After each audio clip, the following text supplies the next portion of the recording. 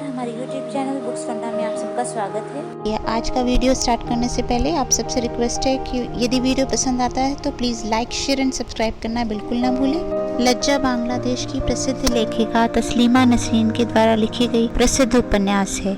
आज हम आपके सामने प्रस्तुत करने जा रहे हैं लज्जा उपन्यास का भाग 6। तो चलिए शुरुआत करते हैं। लज्जा उपन्यास, लेखिका तस्लीमा नसरीन। जुलूस की आवाज़ सुनकर सुदामा चौंक कर बैठ गए। सुरंजन दांत से दांत दबाए हुए थे। किरणमयी का कबूतरों जैसा नरम दिल डर और क्रोध से जोर जोर से धड़कने लगा। क्या सुदामे को कोई आशंका, थोड़ा भी क्रोध नहीं होना चाहिए? ठीक है, सुदामे के दोस्तों में मुसलमानों की संख्या ही अधिक है, लेकिन उन्हें मुसलमान कहना भी ठीक नहीं। वे धर्म को कोई खास महत्व नहीं देते थे। इसके अलावा वे सब तो सुरंजन को हमेशा ही अपना निकटस्थ व्यक्ति ही सोचते थे। उनके मन में इसे लेकर कोई दुविधा नहीं थी। पिछली बार तो कमाल खुद आकर सुरंजन और उसके परिवार को अपने घर ले गया था। वैसे तो पुलक, काजल, असीम से अधिक हैदर और जमाल को अपने नजदीक पाया था। एक बार सुदामा जी को सोहरावर्दी अस्पताल में भर्ती कराने की नौबत आ गई थी। उस समय रात के 1:30 बजे थे। डॉक्टर हरिपत ने कहा था मायोकार्डियल इन्फेक्शन है, तुरंत अस्पताल में भर्ती करना होगा। ये बात सुरंजन ने काजल से जाकर कही तो वो जम्हाई लेकर बोला, इतनी रात गए कैसे शिफ्ट करेंगे? सुबह होने दो, कुछ इंतजाम किया जाएगा। लेकिन खबर मिलते ही बेलाल फौरन गाड़ी लेकर सुरंजन के घर पहुंचा। खुद भाग दौड़ करके उसे अस्पताल में भर्ती कराया। बार बार सुदामे से कहता रहा, चाचा जी आप किसी भी तरह की चिंता मत करिए, मुझे अपने बेटे जैसा ही सोचिए। उनका व्यवहार देखकर सुरंजन का मन गदगद हो उठा था। जब तक सुदामे अस्पताल में गए थे, बेलाल उनका हालचाल पूछने के लिए जाया करता था। परिचित डॉक्टर से सुदामे के प्रति विशेष ध्यान देने के लिए भी कहा था।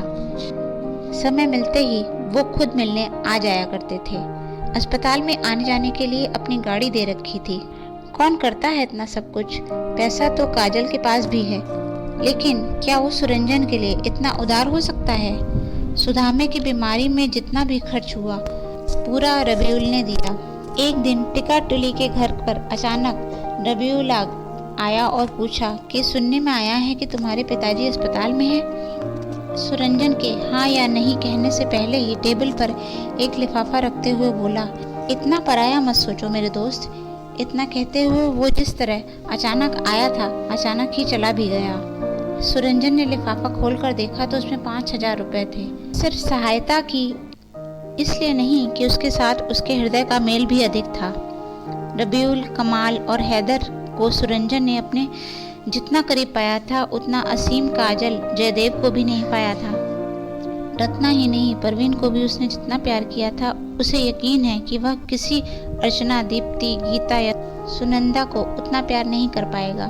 सांप्रदायिक भेदभाव करना तो सुरंजन ने कभी नहीं सीखा। बचपन में तो वह जानता ही नहीं था कि वो हिंदू है। वो उस समय मेमन सिंह जिला स्कूल की कक्षा 3 या 4 में पढ़ते थे। खालिद नाम के एक सहपाठी के साथ कक्षा की पढ़ाई लिखाई से संबंधित किसी बात को लेकर उसका तर्क वितर्क हो रहा था, जो थोड़ी ही देर में झगड़े में बदल गया। खालिद ने कहा, कुत्ते का बच्चा। सुरंजन ने कहा, तुम कुत्ते का बच्चा। सुअर के बच्चे की तरह हिंदू को भी एक गाली ही समझा जाता था। काफी समय तक सुरंजन सोचता था कि हिंदू शब्द शायद तुच्छार्थ, व्यंग्यार्थ में व्यवहृत होने वाला कोई शब्द है। बाद में बड़ा होकर सुरंजन को पता चला कि हिंदू एक संप्रदाय का नाम है और वह उसी संप्रदाय का व्यक्ति है। आगे चलकर उसे ये भी ज्ञात हुआ कि वह दरअसल मानव संप्रदाय का व्यक्ति है और बंगाली जाति का है। किसी भी धर्म ने इस जाति को बनाया नहीं है। वह बंगाली को असांप्रदायिक और समन्वयवादी जाति के रूप में मानना चाहता है। तो उसे विश्वास है कि बंगाली शब्द एक विभाजन विरोधी शब्द है। बंगाली स्वधर्मी विदेशी को अपना और अन्य धर्मावलंबियों को पराया समझता है। यह तो गलत धारणा है। किसी ने बंगाली को हिंदू और मुसलमान में बांटा है। आज दिसंबर की 8 तारीख है। सारे देश में हड़ताल है। दरअसल यह हड़ताल घातक दलाल निर्मूल कमेटी की ओर से घोषित की गई है। मगर जमाते इस्लामी द्वारा घोषणा की गई कि उसने बाबरी मस्जिद के ध्वंस के खिलाफ हड़ताल रखी है। हड़ताल चल रही है। इसी बीच सुरंजन अंगड़ाई लेते हुए बिस्तर से उठा। सोचा एक बार तो घूम कर आया जाए। आज 2 दिन हो गए हैं उसने अपने प्रिय शहर का चेहरा नहीं देखा है। उस कमरे में किरणमयी मारे डर के सहमी हुई है।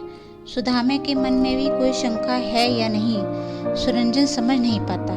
इस बार उसने घर पर साफ कह दिया है कि वह कहीं छिपने नहीं जाएगा, मरना होगा तो मरेगा। मुसलमान यदि घर में घुसकर लोगों को काटते हैं तो काटें, फिर भी सुरंजन घर से कहीं नहीं जाएगा। माया अपने भरोसे गई है या जाए, वे अपने अंदर की जीने की तीव्र इच्छा लिए हुए मुसलमान के घर रहने के लिए आश्रय लेने गई है। एक आध दिन पारुल रिफत की छतरी के नीचे रहकर बेचारी माया जान बचाना चाह रही है। लगातार 2 दिन तक बिस्तर में लेटे रहने के बाद सुरंजन बाहर निकलने के लिए तैयार हुआ तो किरणमयी हैरान होकर बोली, कहाँ जा रहे हो? देखता हूँ शहर की हालत कैसी है। हड़ताल कहाँ तक सफल है, जरा देखूं। हमारा आज का वीडियो आपको कैसा लगा हमें हमारे कमेंट सेक्शन में ज़रूर बताएं। और हाँ, यदि पसंद आया तो इसे लाइक, शेयर और सब्सक्राइब करना बिल्कुल ना भूलें। Thank you very much.